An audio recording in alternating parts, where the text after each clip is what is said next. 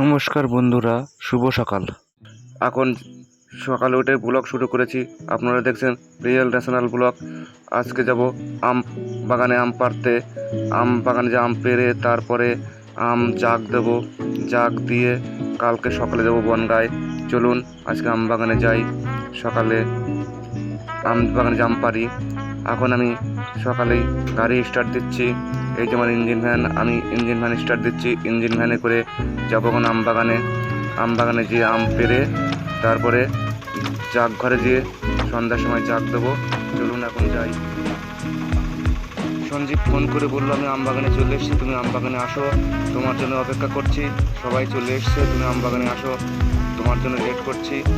তাই এখন আমি আম বাগানে যাচ্ছি। বন্ধুরা চলুন আমার সঙ্গে, চলুন আম বাগানে যাই। আম বাগানে যাওয়ার কথা হবে, চলুন যাই।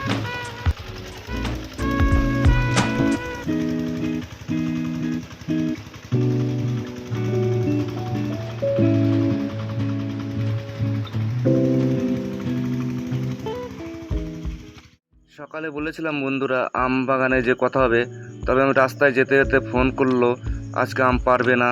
তাই চলো সন্ধ্যার সময় যে যে আমগুলো আছে ওই আমগুলো, পাকা আমগুলো জাগ দেবো, জাগের থেকে ঝুড়ি সাজাবো। কালকে হাটে যেতে হবে আম নিয়ে, ষষ্ঠী জামাই ষষ্ঠীর বাজার। তাই এখন এসছি সন্ধ্যার সময় আম জাগ ঘরে আম সাজাতে। দেখুন আম সাজিয়ে কি সুন্দর লাগছে, দেখুন আম সাজানো হয়ে গেছে বন্ধুরা। আম এখন কাগজ দিয়ে ঝুড়ি মুড়ে সুন্দর করে রাখা হচ্ছে। কালকে সকালে যাব হাটে, ভোরে আবার কথা হবে। সঞ্জীব বললো দাদা তুমি বাড়ি যাও, কালকে সকালে তোমাকে ডেকে নেবো। সঞ্জীব কালকে ভোরে ভ্যানে ঝুড়ি লোড দিয়ে কালকে ভোরে আমাকে ডাকবে। গুড মর্নিং বন্ধুরা। কালকে সঞ্জীব বললো তোমাকে রাত্রে ফোন করব আমি যাওয়ার আগে। তা সঞ্জীব ফোন করেনি, বাড়ির কাজ এসে হর্ন বাজাচ্ছে। আমি হর্নের আওয়াজ পেয়ে তাড়াহুড়ো করে উঠে আসলাম, মুখে জলও দিইনি, বাসি মুখে উঠে এসেছি। এখন রাস্তার থেকেই ব্লগ শুরু করলাম। এখন যাব আমের হাটে। আমের হাটে যেয়ে আম বিক্রি করে তারপরে বাড়ি আসবো। বনগাঁয় আছে দুটো ব্রিজ, একটা ঘড়ি, অশোকস্তম্ভ, শহীদ মিনার, বনগাঁর মূল আকর্ষণ ত্রিকোণ পার্ক। আম বিক্রি করার পরে বাড়ি আসার পথে সেটা ঘুরে ঘুরে আপনাদেরকে দেখাবো বন্ধু। পাঁচপোতা হাই স্কুল, এই হাই স্কুলে আমাদের মাধ্যমিক পরীক্ষার বোর্ড বসে। এই স্কুলে আমাদের ছেলে মেয়ে, আমাদের স্কুল বল্লভপুর স্কুলে যত ছেলে মেয়েরা আছে তারা সবাই এই পাঁচপোতা স্কুলেই বোর্ড পড়ে, ওদের এই স্কুলে পরীক্ষা দিতে আসে। এখন চলে এসেছি যশোর রোডে। যশোর রোডে এসে এখন হাই রোড দিয়ে চলছি, বাংলাদেশ বর্ডারের যাওয়া রোড, ইন্টারন্যাশনাল রোড যশোর। চলুন বন্ধু, বেশি আর দেরি নেই, আর অল্প একটু টাইম আছে। এসে গেছি কালুপুর পঞ্চায়েত অফিসের পাশে।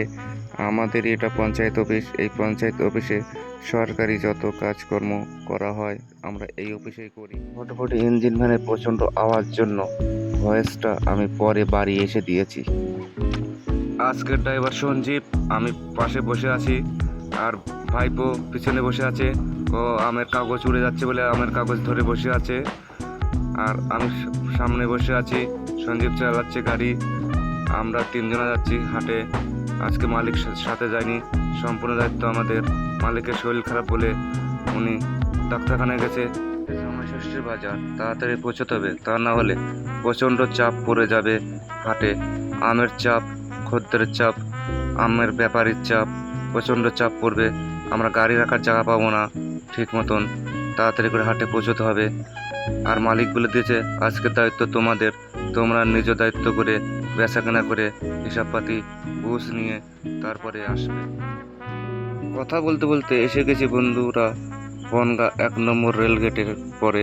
এই যে দেখুন রেলগেট, বনগাঁ 1 নম্বর রেলগেট, বনগাঁ ঢুকে পড়েছি। এখন স্টেট ব্যাংকের সামনে এসে গেছি, বাজার কলকাতা মার্কেটের সামনে। এই যে বাজার কলকাতা মার্কেট, পুজোর সময় এখানেই সব পাইকারি শপিং এখান থেকেই করা হয়। রাস্তার ডান দিকে চলে গেল 7 ভাই কালীতলা যাওয়ার রাস্তা, রামনগর রোড। এই রামনগর মোড় থেকে অটো ধরবেন, 15 টাকা নেবে, 15 টাকা করে নিয়ে আপনাকে 7 ভাই কালীতলা জেলা ভাই দেবে। এসে গেলাম বন্ধু নতুন ব্রিজ, বনগাঁর যে নতুন ব্রিজ, নতুন ব্রিজ করে ইসামতি নদীর উপরে যে নতুন ব্রিজ তৈরি হয়েছে সেই নতুন ব্রিজের উপরে চলে আসলাম। আগে ছিল বোটের পুল, সেই বোটের পুল ভেঙে দিয়ে যে ইসামতি নদীর উপরে যে নতুন ব্রিজ করা হয়েছে রবীন্দ্রনাথ সেতু, সেই রবীন্দ্রনাথ সেতুর উপরে উঠে এসেছি। আর ওই পাশে দেখছেন রাই ব্রিজ, পুরনো ব্রিজ বলা হয় ওকে। ওই ব্রিজটা আগে পুরনো ছিল, এখন বর্তমান ওটা ভেঙে নতুন করা হয়েছে, তবু পুরনো ব্রিজ। ঢুকে পড়লাম আমের হাট, বনগাঁ নেতাজি মার্কেট। নেতাজি মার্কেটে ঢুকে দেখি আমের গাড়ি সব লাইন দিয়ে দাঁড়িয়ে আছে, আম লিচু সব লাইন দিয়ে দাঁড়িয়ে আছে। এই যে ভ্যানে দেখছেন আম ভর্তি করা রয়েছে, আমের ঝুড়ি। আমরা এসে দাঁড়িয়েছে সঞ্জিতের গাড়ি। আমাদের ভটভটি ভ্যানটা যেখানে দাঁড়িয়ে আছে তার বাঁ সাইডেই আমরা ঝুড়ি খালি করব। কত লিচুর পেটি এসছে, এই পেটিতে শুধু লিচু ভর্তি করা, এখন খালি হবে। আর আমাদের এই যে আমের ঝুড়ি লাগানো হয়েছে, এই আমের ঝুড়িতে লাগানো হলো আমাদের। আমের ঝুড়ি লাগানোর পরে দেখুন কত গাড়ি এসছে, তবে যেটা ভাবছিলাম সেই পরিমাণে গাড়ি আজকে আসেনি। এই যে আমের রাজা ল্যাংড়া, এইটা ল্যাংড়া আম আমাদের আগে এসে লাগাইয়েছে, এটা ল্যাংড়া আম। আর আমরা নিয়ে এসেছি আম্রপল্লী, আম্রপল্লী আম নিয়ে এসেছি আমরা। এই যে আমাদের আম আম্রপল্লী আম, সঞ্জীব এখন বিক্রি করবে, সম্পূর্ণ দায়িত্ব সঞ্জীবের পরেই দেওয়া হয়েছে। এই যে ল্যাংড়া আম দেখেন, এটা হচ্ছে ল্যাংড়া আম, আমের রাজা ল্যাংড়া। আমরা লাগানোর সঙ্গে সঙ্গে আমাদের আম বিক্রি হয়ে গেল। ঝুড়ি ধরে গড় ছাট মাল ধরে 45 টাকা কিলো প্রতি, কোনো বাছাই নয়, ছাট টাট ধরে 45 টাকা কিলো প্রতি বিক্রি হয়ে গেল আমাদের আম। আমাদের পাশের ওই ল্যাংড়া আমটি বিক্রি হলো 80 টাকা থেকে 85 টাকা, কারণ আমের বাজারে আমের দাম ঝুড়ি প্রতি যায় এক ঝুড়ি এক একভাবে বিক্রি হয়। আমাদের পাশে ওই ল্যাংড়া আমটি বিক্রি হলো 80 টাকা থেকে 85 টাকা ঝুড়ি, 3 ঝুড়ি 3 রকম দামে বিক্রি হলো। আর বন্ধু, হাটের মধ্যে ভয়েসটা আমি দিতে পারছি না, কারণ প্রচণ্ড গালিগালাজ চলছে। আমের ফলের হাটে এরকমই গালিগালাজ চলে, প্রচণ্ড গালিগালাজ শোনা যায় না, তার জন্য আপনাদেরকে আমি হাটের ভয়েস দিয়ে শোনাতে পারছি না। আমি বাড়ি এসে ভয়েস দিয়েছি। এখন এসেছি বিএসএফ ক্যাম্পের মোড়ে। যে বড় গাছ ছিল, শিশু গাছ ছিল, সেই শিশু গাছ কেটে যে পুরনো গাছ কেটে অশোকতম্ব বানিয়েছে, সেই নতুন অশোকতম্ব বানানো হয়েছে, সেই অশোকতম্ব দেখতে এসেছি। দেখুন কি সুন্দরভাবে অশোকতম্ব বানিয়েছে বিএসএফ ক্যাম্পের মোড়ে। আর বিএসএফের কিছু স্ট্যাচু তৈরি করে রেখেছে, ভারতের অশোকতম্ব, যে টাকার কয়েলে থাকে অশোকতম্ব, সেই অশোকতম্ব বানিয়েছে এখানে বিএসএফ ক্যাম্পের মোড়ে। আর দেখুন যে বিএসএফ ক্যাম্পের মোড়ে বিএসএফরা বন্দুক হাতে করে দাঁড়িয়ে আছে, সেই স্ট্যাচু বানিয়ে বানিয়ে দেখাচ্ছে, সুন্দরভাবে বানিয়েছে। কি সুন্দর হাতের কারুকার্য, কারিগরের হাতের কাজ, খুব নিখুঁত সুন্দর কাজ। আর এই পাশেই রাখা আছে বাংলাদেশের যে ভাষা আন্দোলন হয়েছিল 21শে ফেব্রুয়ারির সেই শহীদ মিনার।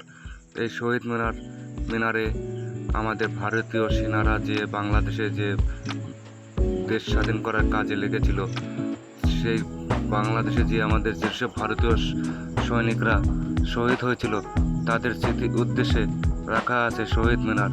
এই যে শহীদ মিনার, খান সেনাদের বিরুদ্ধে যে ভাষা আন্দোলনের জন্য যে লড়াইয়ে ডাক দিয়েছিল শেখ মুজিবুর রহমান, সেই ডাকে সাড়া দিয়েছিলেন আমাদের ভারতীয় প্রধানমন্ত্রী ইন্দিরা গান্ধী।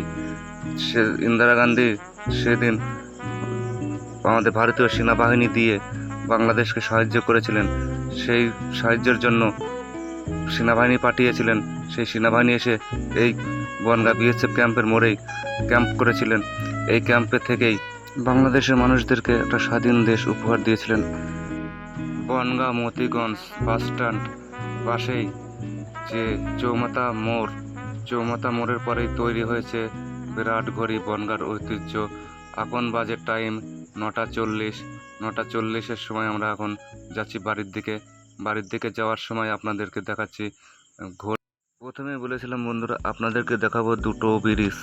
প্রথমে একটা ব্রিজ দেখলেন আসার সময়, এখন বাড়ি যাওয়ার সময় দেখাবো আর একটা ব্রিজ, বনগাঁর বহুত পুরনো ব্রিজ। এই যে বনগাঁর বহুত পুরনো ব্রিজ, এটাকে বলে বনগাঁর পুরনো ব্রিজ, আর সবাই ডাক নামে বলে রাই ব্রিজ। এই রাই ব্রিজটা ইসামতির উপরে। আর ওই যে ব্রিজটা দেখতে পাচ্ছেন, ওই ব্রিজটা আগে ছিল না, আগে ছিল বোটের পুল। ওই বোটের পুল ভেঙে দিয়ে এখন নতুন করে ব্রিজ করা হয়েছে আর নাম দিয়েছে রবীন্দ্রনাথ সেতু। ভারতের স্বাধীনতা আন্দোলনের সময় গান্ধীজি যে অহিংস আন্দোলনের ডাক দিয়েছিলেন, সেই অহিংস আন্দোলনের স্ট্যাচুর মাধ্যমে দেখানো আছে কিভাবে অহিংস আন্দোলন করেছিলেন আমাদের মহাত্মা গান্ধী। এসে গেছি আমাদের বনগাঁ তিরকোন পার্কের সামনে। তিরকোন পার্কের সামনে এসে গেছি। এখানে পাশে দেখুন বাস স্ট্যান্ড চলে, এখান থেকে চাকদায় যাওয়ার বাস পাবেন আপনারা। যারা চাকদা যেতে চান এখান থেকে চাকদার বাস ধরবেন। চলুন তাহলে এবার একটু ঘুরে ঘুরে দেখা যাক আমাদের তিরকোন পার্ক।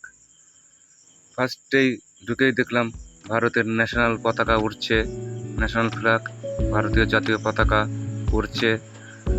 দেখতে সুন্দর লাগে। ভারতের জাতীয় পতাকা দেখলে মনটাও ফুরফুরে হয়ে যায়, মনের ভিতরে একটা আনন্দ ঢেউ খেলে আসে। এই যে তিরকোন পার্ক, দেখুন আমাদের ভারতীয় জাতীয় পতাকা উঠছে, কি সুন্দর লাগে। ভারতীয় জাতীয় পতাকা দেখে মনের ভিতরে ভালোই লাগে। আর এখানে আছে কাজী নজরুল ইসলামের স্ট্যাচু, রবীন্দ্রনাথ ঠাকুরের স্ট্যাচু। এই যে রবীন্দ্রনাথ ঠাকুরের স্ট্যাচু কি সুন্দরভাবে বানিয়েছে, হাতের কাজ। যে তিরকোন পার্কের যিনি বিএসএফের স্ট্যাচু বানিয়েছে, সেই কারিগরি বানিয়েছেন রবীন্দ্রনাথ ঠাকুরের স্ট্যাচু। ভিডিওটা আর বেশি বড় করব না। ভিডিওটা ভালো লাগলে লাইক, কমেন্ট, শেয়ার, সাবস্ক্রাইব করবেন, তাতে আমি একটু মনে জোর পাবো পরবর্তী ভিডিও বানানোর জন্য। আপনাদের একটা লাইক, কমেন্ট, শেয়ার, সাবস্ক্রাইব আমার একটা অক্সিজেন।